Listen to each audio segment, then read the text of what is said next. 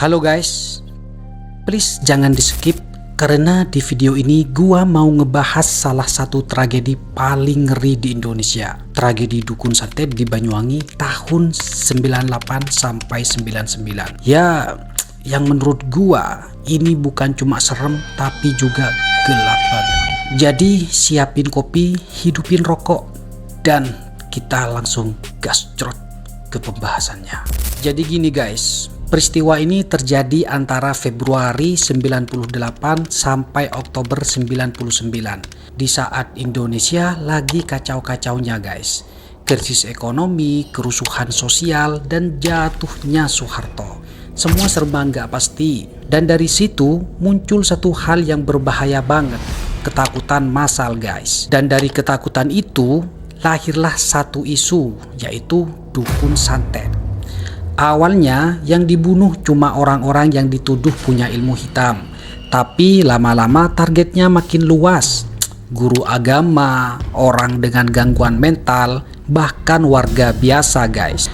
Teror ini dimulai dari Banyuwangi, lalu nyebar kemana-mana. Jember, Bondowoso, Situbondo, Pasuruan, Malang, sampai Madura. Dan total korban lebih dari 250 orang tewas. Di Banyuwangi sendiri sekitar 100 orang guys. Dan yang bikin makin serem guys, pelakunya sering digambarkan kayak terlatih gitu kan. Gerak cepat, datang tiba-tiba, terus hilang. Makanya orang-orang nyebut mereka ninja. Akhirnya masyarakat jadi takut, panik, dan saling curiga.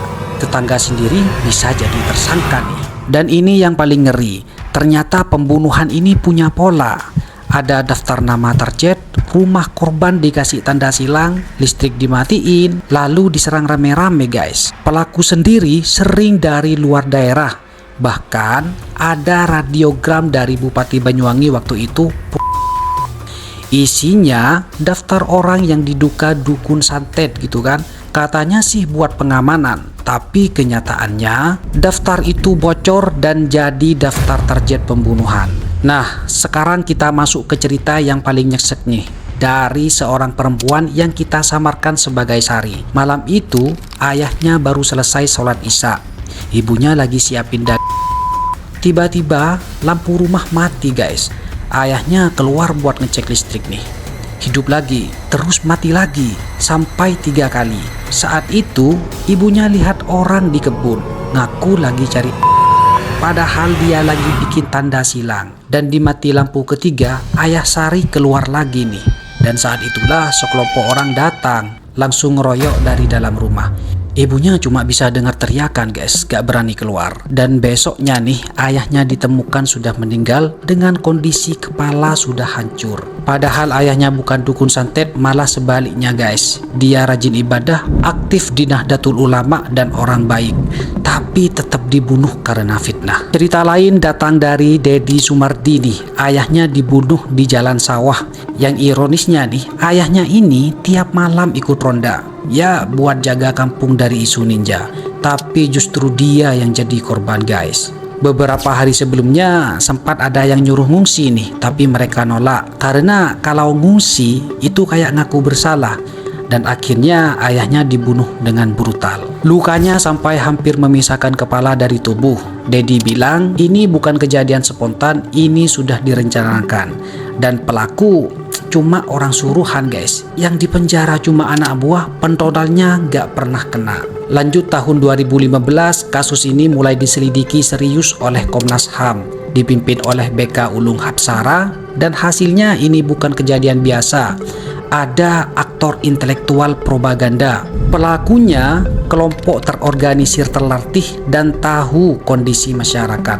Bahkan ada dugaan pembiaran dari aparat nih, karena laporan sudah ada tapi tidak ditindak cepat. Tim investigasi dari Nahdlatul Ulama Banyuwangi juga nemuin hal serupa. Mereka bilang ada rapat, ada pembagian tugas, ada latihan. Dan yang paling ironis, korban dan pelaku sama-sama warga NU. Seolah-olah masyarakat sengaja diadu nih. Menurut Komnas HAM sendiri, kejadian ini nggak bisa dilepas dari jatuhnya Soeharto.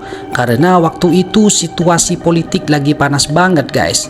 dan Jawa Timur adalah basis kuat NU. Makanya muncul dugaan ini bagian dari permainan politik dengan cara nyebar ketakutan, mecah masyarakat, ngacauin situasi.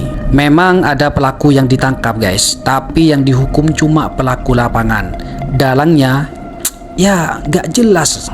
Hasil penyelidikan Komnas HAM juga gak ditindaklanjuti. Alasannya klasik nih, bukti kurang. Baru di tahun 2023 Joko Widodo akhirnya mengakui bahwa ini pelanggaran HAM berat. Negara janji nih mau rehabilitasi, pulihkan nama baik korban, tapi sampai sekarang belum ada hasil yang benar-benar terasa. Dan yang paling berat bukan cuma kehilangan, tapi stigma guys. Selama puluhan tahun keluarga korban hidup dengan label anak dukun santet gitu kan. Padahal banyak korban itu orang baik. Kadang ya guys, yang paling berbahaya itu bukan santet, tapi ketakutan yang dikasih makan terus-terusan. Karena kalau manusia udah takut, logika itu hilang, dan yang tersisa cuma satu nih, kekerasan. Tragedi ini ngajarin kita bahwa fitnah bisa lebih mematikan dari senjata. Dan sampai hari ini masih ada orang yang nunggu satu hal, bukan balas dendam, tapi kebenaran.